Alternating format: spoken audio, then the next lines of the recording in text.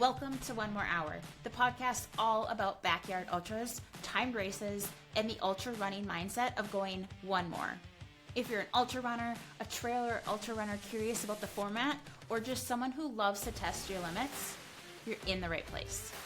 I'm Jackie Wilson, an ultra marathon and marathon run coach, trail runner, outdoor enthusiast, and backyard ultra expert. On this show, I'll bring you stories, strategies, and conversations with runners, race directors, experts, and more to help you go further, dig deeper, and keep going when everything in you says stop. Thank you so much for joining me for some yards. Let's get started with one more. Welcome back to the One More Hour podcast. I am so excited about today's conversation because we are diving into foot care. Like, how are you going to care for your feet during training and during your backyard ultra and timed race? So my guest today is Natasha Swartley, aka Thor, if you have heard of her. She is an incredible ultra runner. She is a trail race medic specializing in foot care for ultra runners. And I hope that everyone will really just take away from this episode some things that you're not doing that you could do better for your foot care for your races. So let's get into it with one more hour. Hi, Natasha. Thank you so much for joining me today. Hi, Jackie. Oh my gosh. Thank you for having me. I'm super stoked to be here with you. Of course, of course. I think, like, when I find someone that I absolutely love and they have information to share, I go to Spotify and I search their name. And I'm like the same thing for you. I was like, okay, I need to learn everything possible about foot care. And Natasha knows where it's at. So I Google or I search in Spotify. And I'm pretty sure I listened to every episode that you've been on that's available on Spotify. But I don't think you're as known as you should be by the ultra running world. Like, people know you that they've ran the races, they've listened to podcasts that you've been on. But more people need to know about you and the wealth of information that you have. And I also think that road runners need to find who you are and what you know about foot care, because it is absolutely game changing, not just for your races, but for your training too. So yeah. I am just like, thank you for all of the information that you have shared thus far, because, oh my gosh, like, you're on your feet, obviously, for running, and it makes such a difference. Huge, huge. So first of all, I started to get a little scared because you're like, gee, I searched Spotify and I'm thinking like, oh God, she's going to see the crazy variety of music I listen to. And I mean, it's clear we're here at this point. You didn't get scared off by the variety of going from like yoga to combi Christ for anybody who knows anything like that. So there's that. But what a treasure. Thank you so much for taking a listen to all of them. I can't thank you enough. That's so sweet. And I hope they were all okay. Clearly we're here. Yes. But no, you make such a great point. I would love to be known a little bit more across the trail community. Just because, like, as much as I am blatantly honest about this, I hate feet.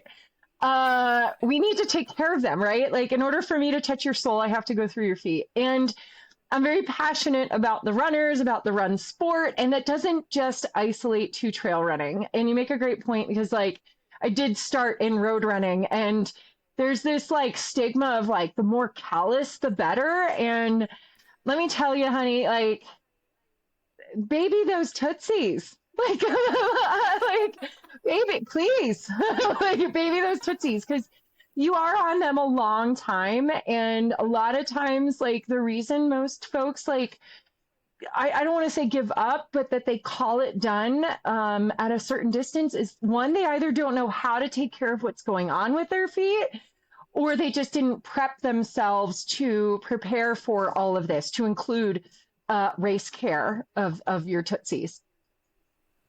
Yeah. And wow. And it can really stop you in your tracks, right? Like, I don't think there's something that will take down the biggest person than a blister on your pinky toe or a blister on your heel. Like, oh my gosh, that will level you to the floor with pain. And The it's pinky just toe crazy. especially. Yeah. And the pinky toe is like the most common one because the skin folds underneath the fourth toe, and it's just like everything is angry from that point forward, and it's just like okay, and then you get the weird gait because you're trying to compensate for, of all things, the pinky toe, Yep. and it's just like wow, like you don't really realize, and you bear truth when you say it takes down the biggest folks. It really does. Like, Yep. how many folks are like, "Oh, this is too painful," and I've been there, done that. It is so painful, so I can 100% relate with all of that. Yeah. So before we get more into foot care, can you just tell us a little bit about yourself? I feel like I know a lot just from listening to podcasts, but can you tell your listeners a little bit about yourself and then how you got into running?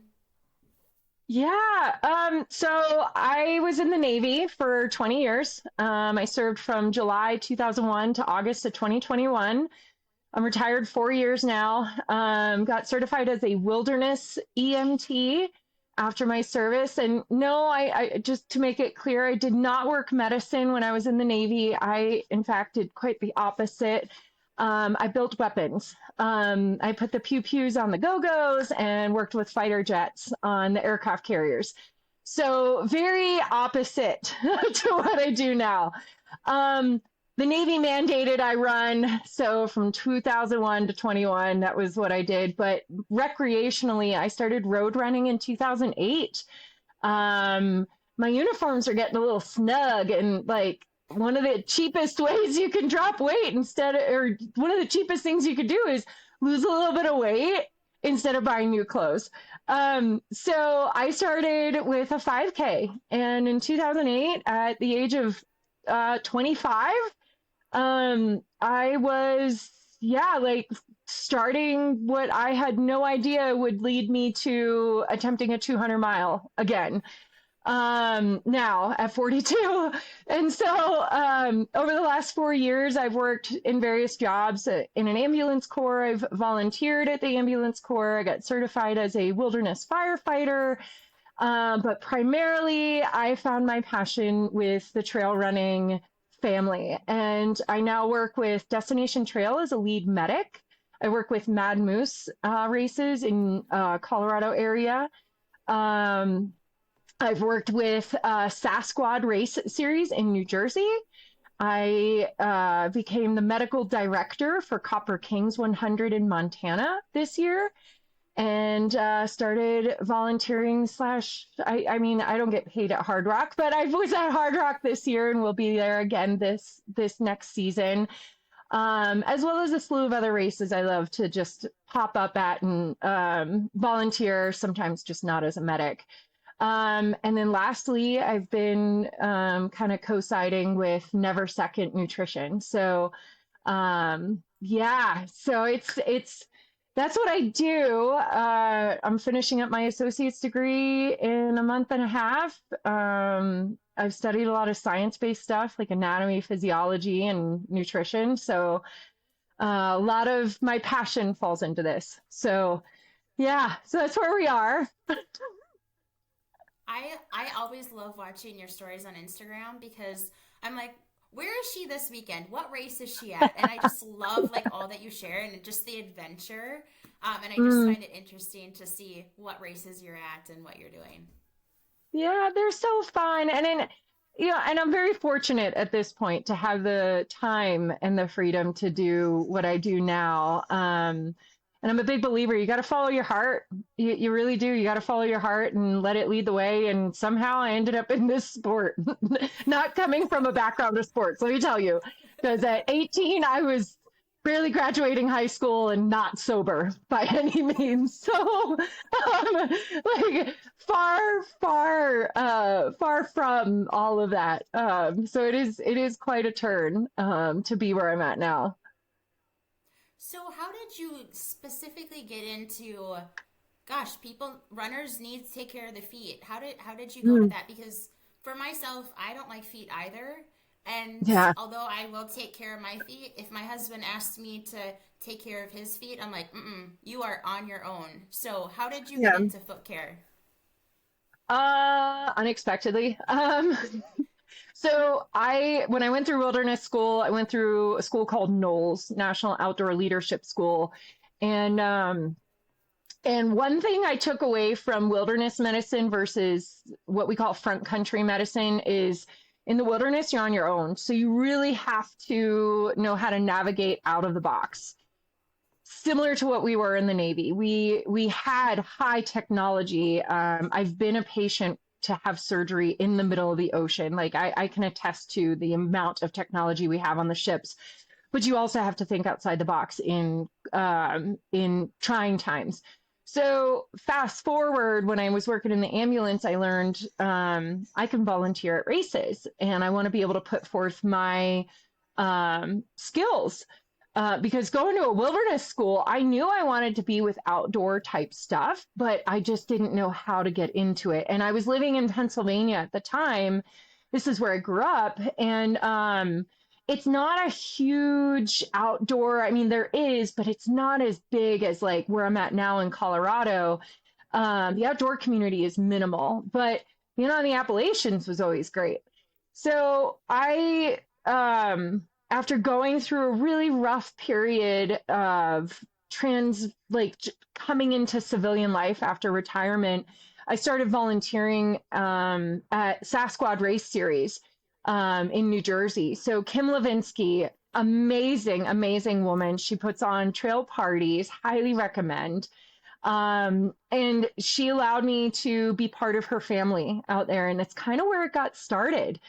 And then she networked me to the medical volunteer coordinator in Destination Trail. And in 2023, I went to Tahoe 200 for the first time. Now, small races do see injuries. Your 50Ks, your 50 miles, you see a lot of roll injuries or scrapes and bruises from falls, but not a lot of foot care. And again, going back to wilderness school, they actually teach you how to do some blister care. So it's like, oh my God. But in standard medicine, they don't teach the same thing or at all.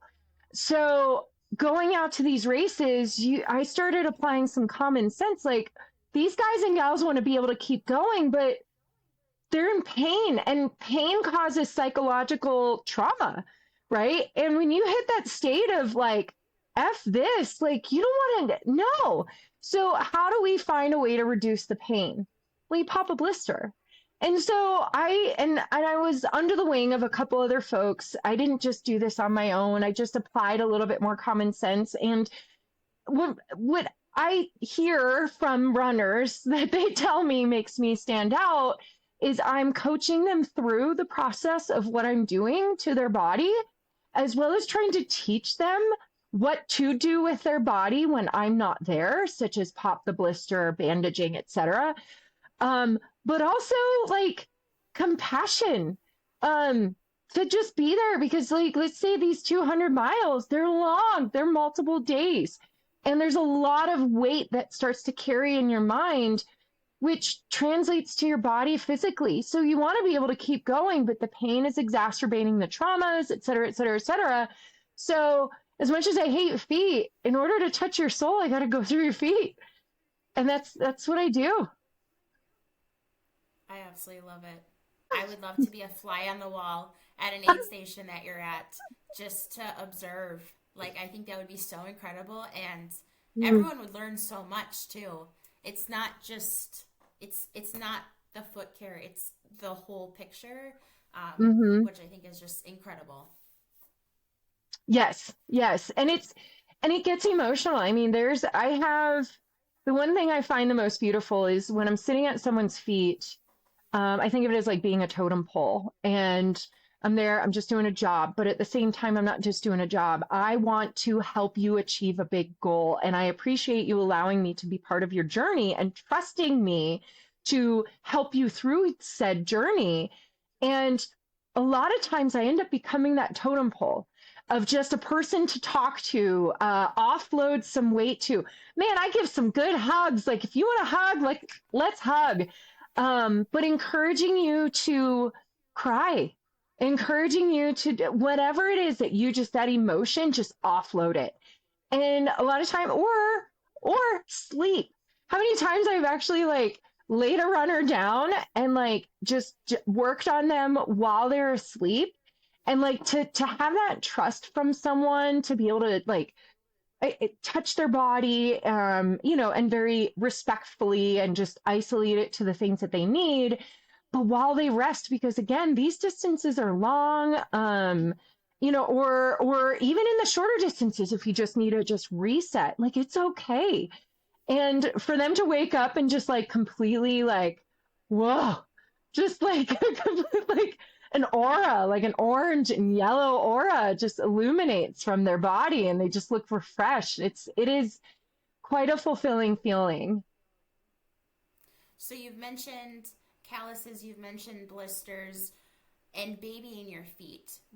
Yes. What are the basics of foot care for, like, what should runners be doing in their training so that they show up on race day in the best place possible?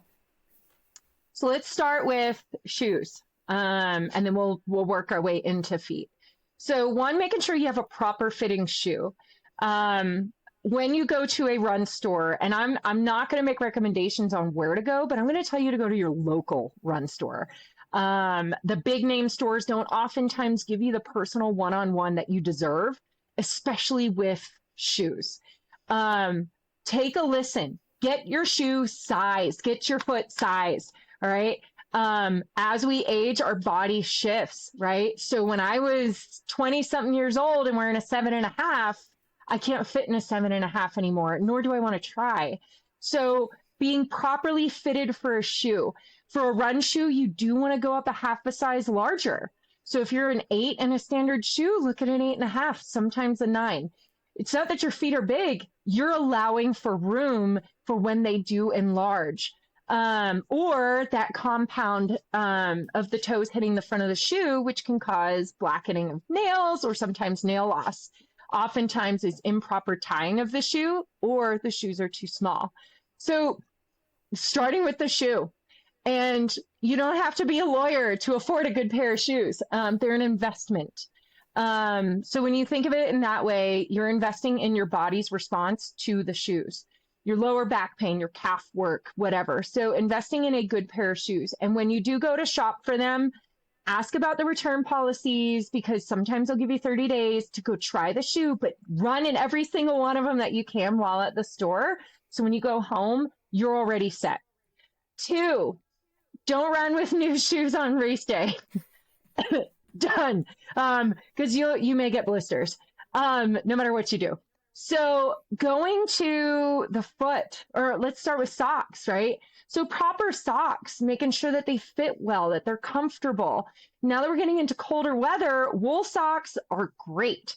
I'm going to shout out, I'm on Team Injinji. I'm an Injinji fan. I love them, but I know that there are other brands out there that if you have a brand preference, go for that brand.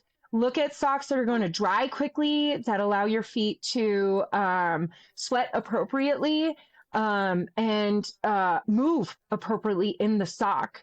But wool tends to work really well. And then again, depending on the type of shoe that you have, right? Foot. Now we get to the best part. Okay. Baby your feet. And what I mean by baby your feet is the softer, the better. Yes, can callus be healthy? It can be, but as it continues to layer over, it causes friction. So what it'll do is that thick, dense skin catches onto the sock, which catches onto the shoe. And instead of the sock moving softly against your soft skin, it's sticking to that callus, and it's causing the tissue beneath it to slide, which causes the blister. So you can get standard blisters over regular skin, and that could be from ill-fit shoes or socks rubbing or sand particles, etc., or from callus. So shave your callus, baby them, get those petties. Like there is no shame in going to get your toenails done. If you don't like them painted, you don't have to. Soften them up, get the calluses shaved off, rub down, and lotion them. So as you're coming into, when you're in your training cycle, continue to baby your feet. But the weeks prior to, I recommend at least the 2 weeks, not within your taper, but at least the 2 to 3 weeks prior to your race to get 2 pedicures and lotion them up, soften them up, and on race day. So if you know that even through training or terrain, depending where you're going to be running at, if you know you're blister prone, pre-tape. I have how-to videos, which I know I'm behind on. I'm sorry, folks, but I got how-to videos on how to do some pre-taping on your feet on most common spots. In the videos I show KT tape, you can use that. I prefer on the field to use Luco tape, and all of this I'll leave with you too, Jackie. But pre-taping allows for you to get those hot spots before they become a hot spot. And then that way you've already done all the hard work, and the only thing you have left to do is celebrate your training in your run. And that's it. Yeah, I think you said it all. Left me speechless. No, I think it's so important for everyone to hear that and like listen to it again and take notes and practice it, because those like 2 minutes right there, like that's so much of what you need to know. What's your opinion on toe socks? Because they're becoming more popular right now. I'm wearing a pair. I wear them every day. I am total toe sock fan. I geeked out. I submitted my application late last year, earlier this year, I don't remember, for Team Injinji, and when they selected me, I think I cried. Just because, like, one, it's toe socks, like I love them, and two, I'm on the same team as Courtney DeWalter, like, oh, yes, just fangirling over here. But from somebody who has seen a lot of feet, they've served so many benefits to reduce that skin to skin friction between the toes. They provide individual warmth to your toes, which is great. So yeah, I am team toe sock all the way. I don't care what brand you wear, because I know there's other ones out there. I'm just going to tell you, go with Injinji, because one, they're the OG, and two, their patterns are way cool. So, and they got wool, and they got compression, and they got liners. So team Injinji. We're all about the color and the design.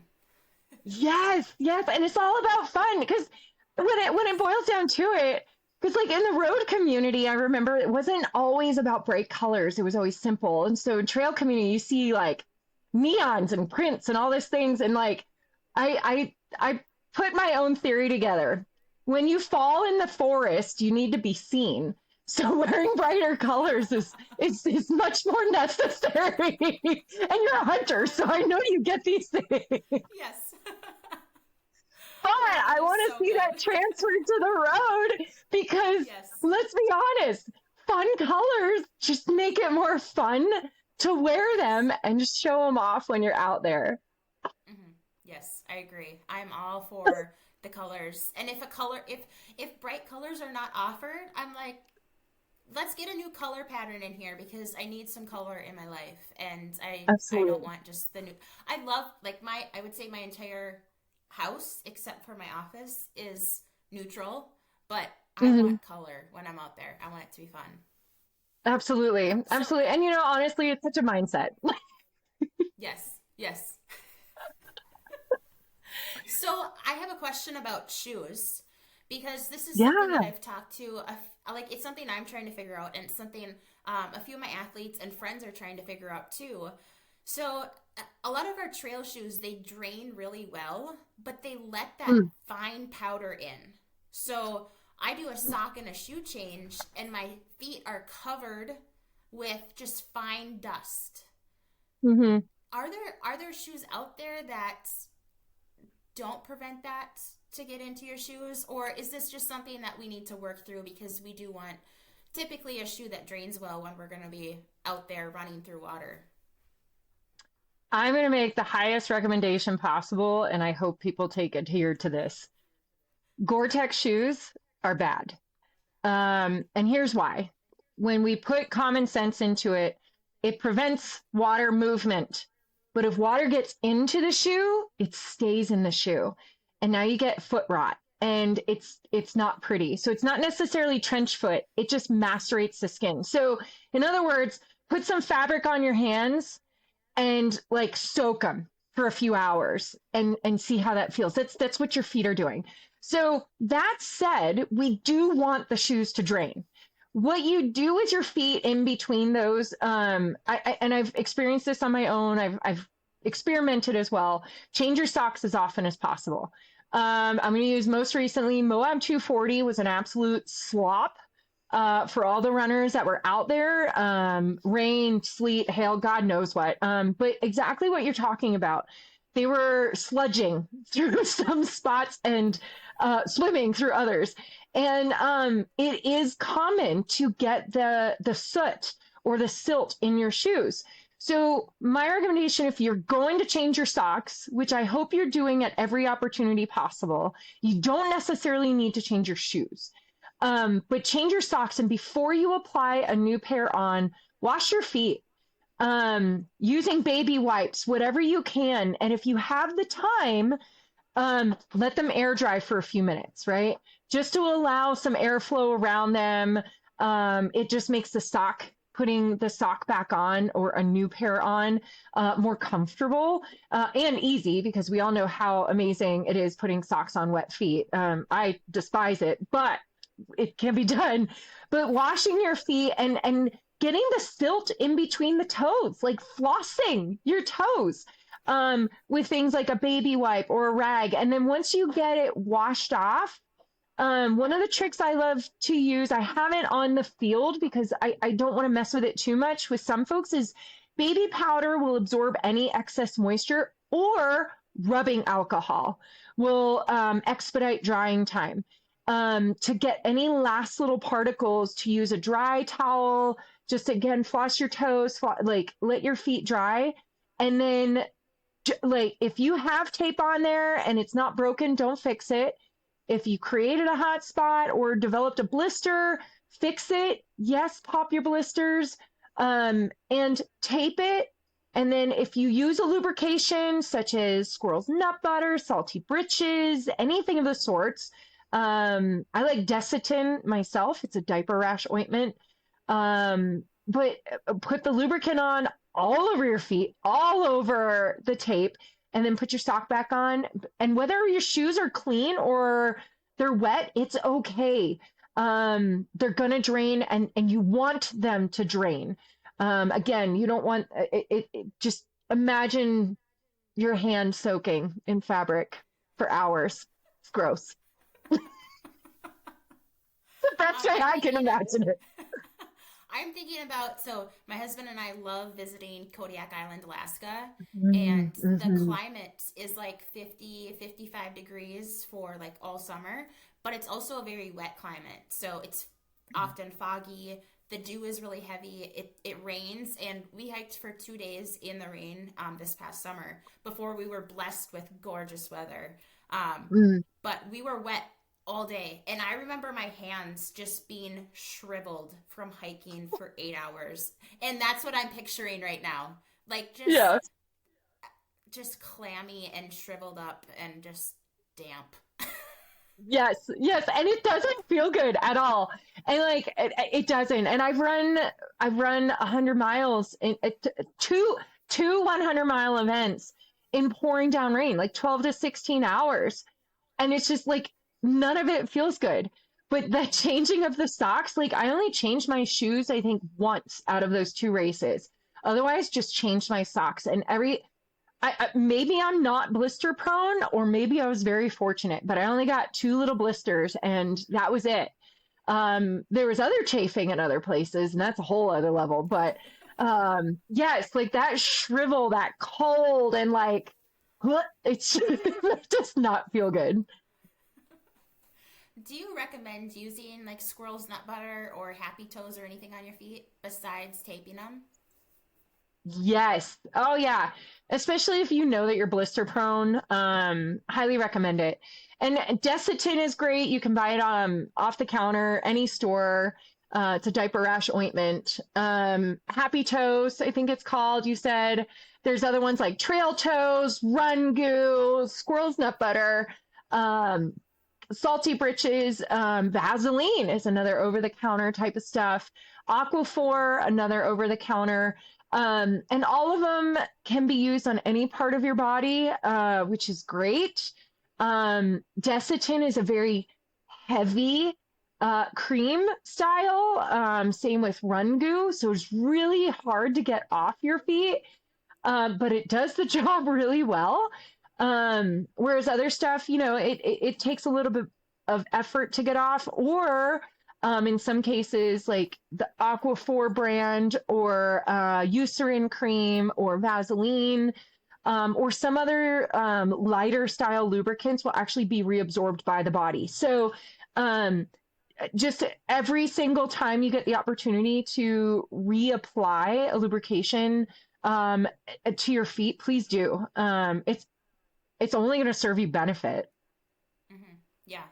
Yeah. So now that you mentioned that, I want to talk a little bit more about backyard ultras and timed races. So yeah. I think like with both formats, you have many opportunities for Footcare, right? Every time you do a loop, you have an opportunity. I think the difference between a timed race and a backyard ultra is a backyard ultra, you have 1 hour to run that loop, and you have to prioritize. Am I using the bathroom? Am I changing my socks? Am I fixing a blister? Am I changing clothes, fixing chafing? So when it comes to limited time, how fast do you think that you could do a sock and a shoe change? Well, there are methods. An expedition, right? One of the things I learned when I was in the service is move with purpose, right? So staying focused, and if you have a crew, like your crew can do your feet for you while you're shoving food in your face, or vice versa, have them shove food in your face while you're, trying to do sock change. That said, when it comes to the sock change and shoe, some of the little things that you can do is pre-tie your shoes. I've seen people do shoe slip-ons, or get those bungee style laces that you don't have to tie. So as soon as that shoe gets on there, you just pull it and cinch it and you're done. Some brands of shoes have those BOA things, which really expedite shoe change. If you notice that you're getting hot spots, pick and choose, right? Because you can wear the same pair of socks, fix the hot spot, because it eventually will turn into a blister. Throw some alcohol on there to dry the spot, slap some tape on there, throw the sock back on, worry about the socks change the next go around. And same with like the shoes. If you have no reason to change your shoes, don't. But as we all know, with some of these backyards, or some don't know, your feet swell. And I'll use a really good example. Some folks like to wear high heels, not in races, just in everyday life. And you ever notice how like the high heel shoes, or like styled shoes, tend to not fit very well after a couple hours because their feet swell. So that said, when you're doing these backyards, they're very pressed for time. So thinking ahead of like, okay, expedite this, expedite that. You have time to do these things. And you have time to play with what takes precedence. That said, one, don't necessarily change your shoes every single time, right? It's okay if they're wet. Change your socks. If you don't have time to change your socks and you need to address the hot spot and change your socks the next round. If you pre-tape your feet, that takes a lot of time out because taping can be very challenging. And you don't need to doctor it up. Like I've done some feet very quickly. It doesn't turn out as pretty as I really prefer it to, but it can be done. But you don't need to like angelic it up. Just get something on there to prevent that friction. If you don't have time for the tape, just slap some lube on, throw the sock back on, etc. But always with intention. Intention to get moving, intention with purpose to get moving. And finding ways to have stuff laid out at the ready every single time. If you have tables, if you have blankets, anything, or if you have a crew, just like anything and everything laid out. Yeah, I think that's so important. I have a table where I have everything visible that I think that I will need like within a few hours so that when I get back, I visually see that. And I usually try to do a check like 5 minutes before coming through and finishing my loop. I'm doing a check of like what is most important right now. And I think that just helps so much with that mindset of like, okay, this is a priority. I'm changing my socks. And or Absolutely. I have a hot spot, I need to address it. Mm-hmm. And may I recommend latex gloves? So that way your hands aren't getting the lubrication on them. So just throw a glove on because you can, if you need to fix some body parts, you can do that on the move. So grabbing a latex glove, throw it on, scoop your lube if it's Vaseline. And when you toe that line, you're all ready to make the application while you're on the go. And that's not cheating. That's time management. Yep. So, Yeah, and I was thinking about Footcare too. Like if you're fixing your feet, get that sock on, get that shoe on, and then start your loop and tie your shoes. Like if there are other yes. things you have to do and you're limited on time, do the Mm-hmm. absolute essential things and then start that loop and then finish whatever it is. Absolutely. Absolutely. And the inventor of those cinch laces, the best. Like, appreciate you. Because for stuff like this, it just makes life so easy. Like, Yes, you don't I have to agree. think. Yeah. Yes. Um, so I was watching Big's Backyard, the championship that just wrapped up. Gosh, was that this week or last week?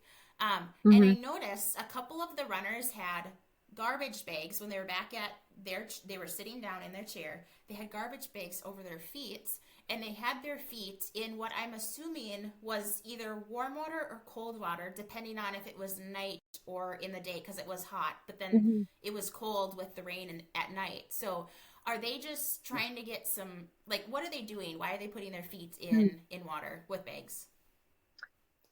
So these are really good questions. I didn't watch any of the Big's Backyard. Go Meg, by the way. Like Meg and Harvey Yes. did absolutely amazing.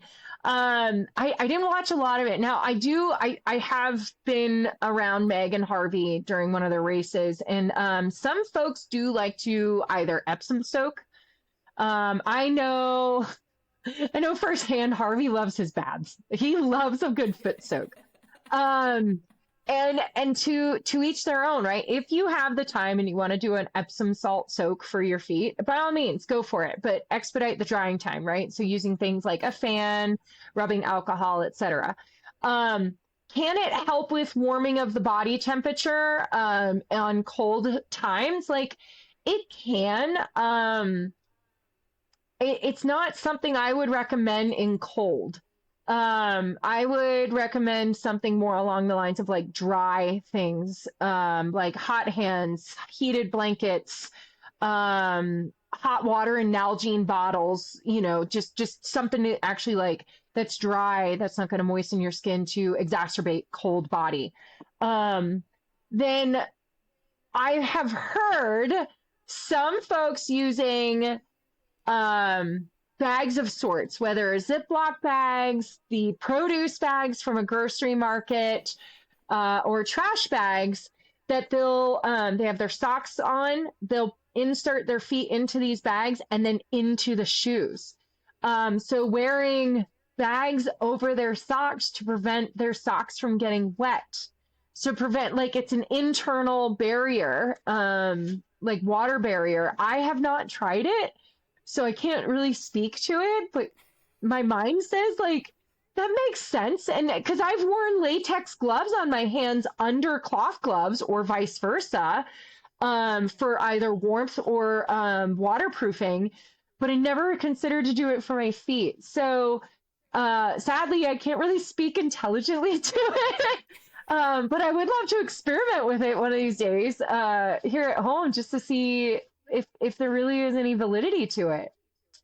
Yeah, I just found it fascinating when I was watching the live feed and then looking at some videos or some pictures. But I do a foot soak almost every night, and I just love Mhm.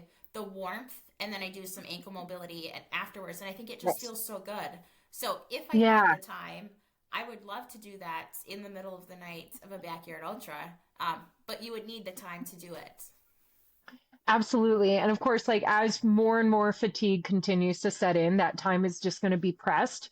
So just doing your best. I mean, Epsom salt's got the magnesium in there, which is going to help with muscle recovery. You can use things like muscle rubs and massage the feet.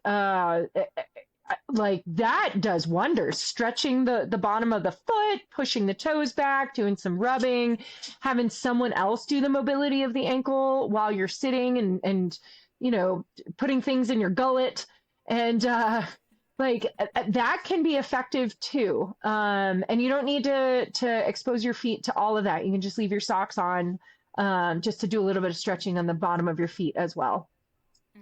Yeah, for sure.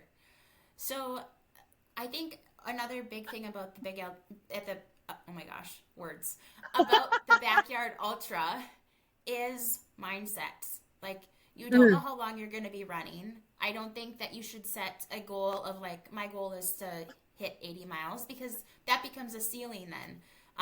mhm. So when it comes to feet in let's just Yeah. say the backyard ultra right now, um, how do you, what would your advice be for a runner who is experiencing some pain, some discomfort from blisters, and they're just Mhm. like, I don't think I can go out again because this is consuming my mind right now.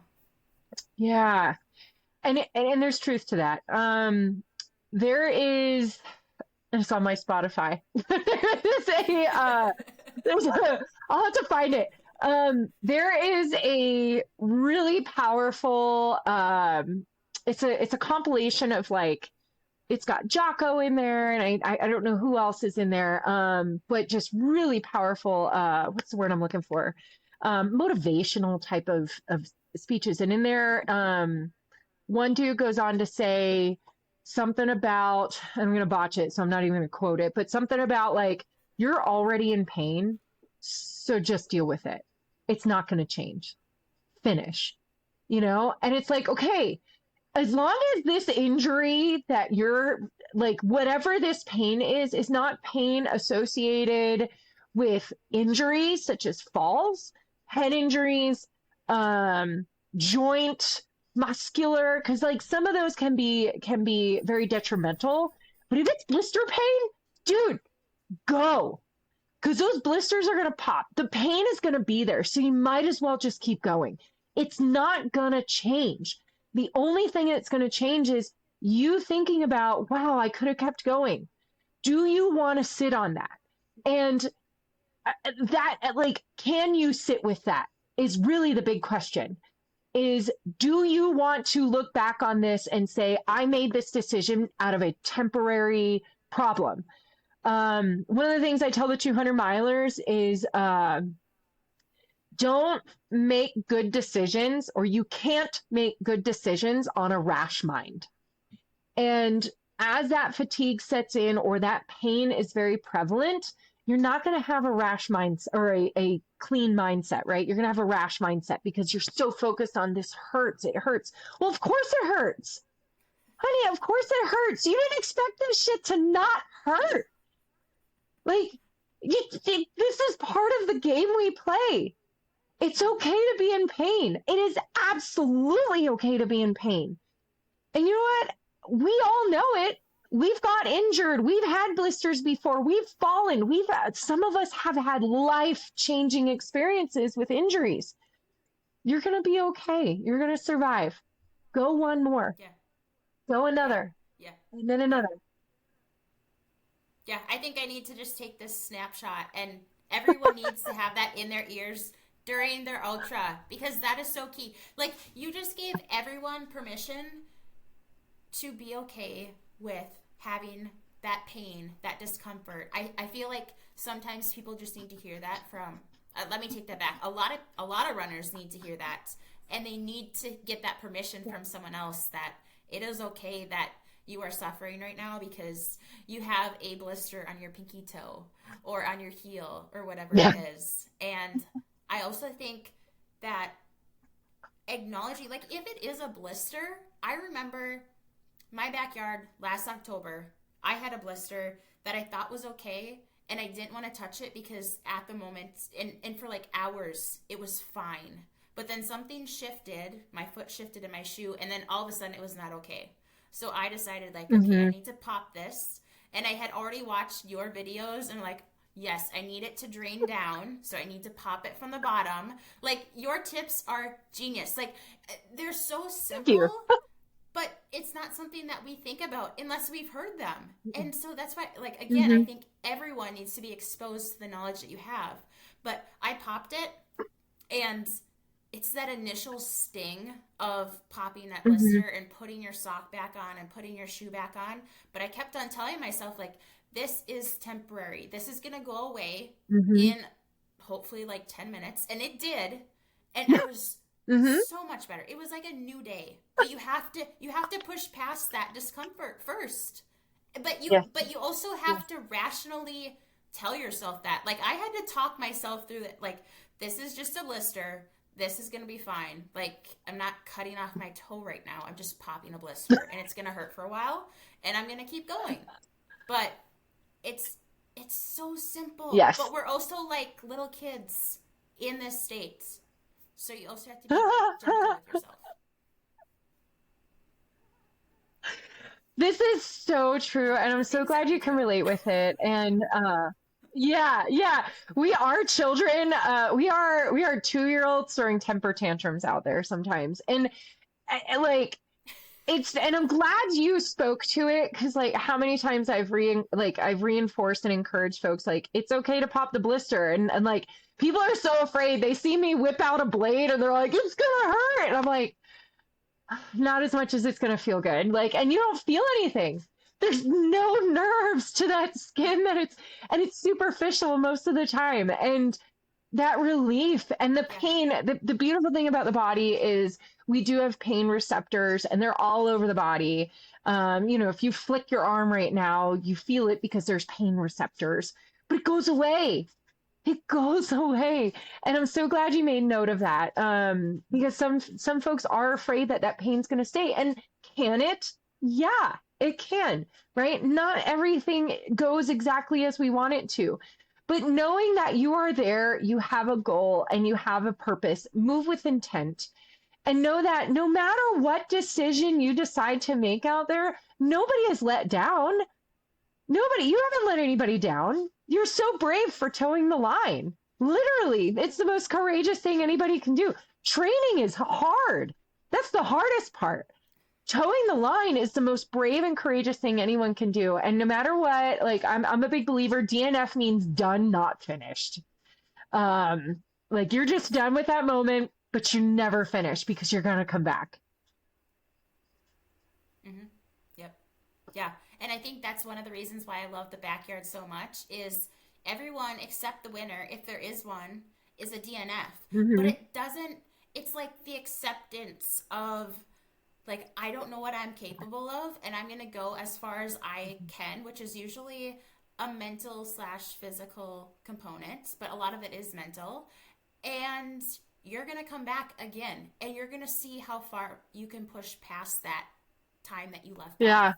And you're never done with it. There's always just this, like, how much further can I go next time? The curiosity just gets tried again and again and again. Yeah. Yes. I'm here for it. Yeah. Yes. So I ask everyone one question, and I'm curious to hear what your answer is. But if you could only use one fuel source for your entire ultra, what would you choose? Why do you have to ask the easy one? I was sitting over here like, oh, she's going to ask me some random thing, and I'm not going to know how to answer this, and I'm going to be put on the spot. Um, um, don't get me wrong, I love a good variety of fuels, and I encourage, just because I've seen so many GI upsets to um, keep it varietal during races, especially longer distances. Absolutely keep it varietal. Um, but I love me some Never Second. I do get some GI issues just in my everyday life, and Never Second has been a game changer for me overall, and top notch. Citrus What's your favorite and flavor? orange. Oh, I beat you to it. I'm I sorry. think it's so refreshing. Yeah. Yes. It sounds And so like, refreshing. oh, it's so good. Like, and during the heat of the summer, like when I'm training, because unlike most, like I don't get to run a lot of summer races. Um, so I get to train a lot through the summer, and uh, so I keep them in the fridge. And oh my God, when it's hot out, and you just take an orange gel down, it's just like Sunny D, and it's just so good. Or they have an espresso and a cola flavor come out of the fridge. Like, put those babies in the fridge and like come out. Now you have an iced coffee or a flat Coke, and it's just, oh, so good, so good. Gosh, that sounds amazing right now. I might just go I'll suck a leverage this gel down flavor here for in my a next few. long run. Yes. Oh my gosh, I love it. Well, thank you so much for being on the One More Hour podcast. Is there anything that we didn't cover that you want to touch on for Footcare?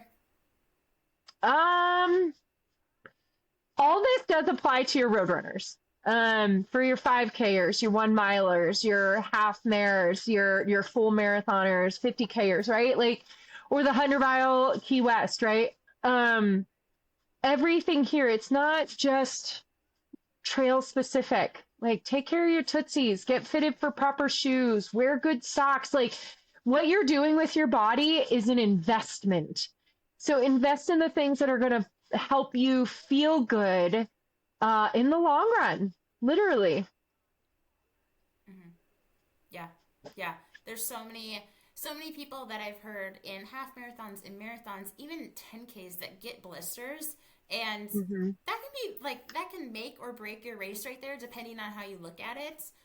So just taking care of your feet and preventing those blisters, like just imagine Absolutely. how good that would feel if you have experienced them in the past. Yes, it's such a relief. Yes, yeah. Can you tell our listeners how to follow you? Yes. So I have 2 Instagram pages. You can find some of this stuff that Jackie and I talked about on my Thor Trail Race Medic Instagram page. No spaces, no funky symbols, just Thor Trail Race Medic. You can also find me at Wonder Lost Unicorn. So think of it as wondering where I am because I'm always lost. A unicorn. It's just my favorite spirit animal. And if you guys want to follow me on Strava, just my full name, would be great to link up with folks, during travels. But yeah, you guys can hit me up there. It would be great to connect for sure. And then if you got any questions, please feel free. Shout out. Yes, for sure. I'll make sure to put those in the show notes. And I also know, like, you offer blister packs. I think that's yes. genius. Again, like, how many times have I called you a genius today already? Like, I think it's just incredible and so helpful. So I'm going to post the link to those as well because Great. I think it's just an awesome tool to have. Like, I have one in my car. I have one in my vest. I gave some to my trail runners. It's just like, have these with you and first of all, practice, but understand like at the basic, these are things that you should have on hand and practice taping your toes. Like watch her videos so that you know how to tape your toes. Like just do it. Do your homework. Yes. Yes, please. And it benefits you. And yeah, thank you for sharing the blister packs. I forgot about those. So yeah, folks, if you want some, you can find them on my Etsy page.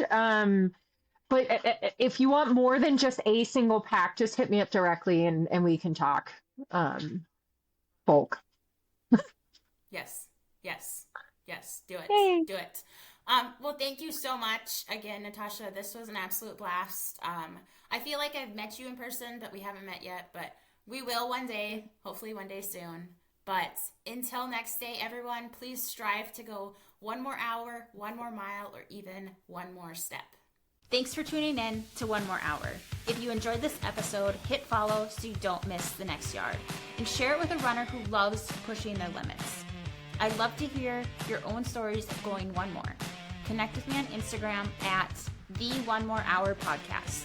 And if you could leave a quick review, it'll help more runners find the show and keep going when they want to stop.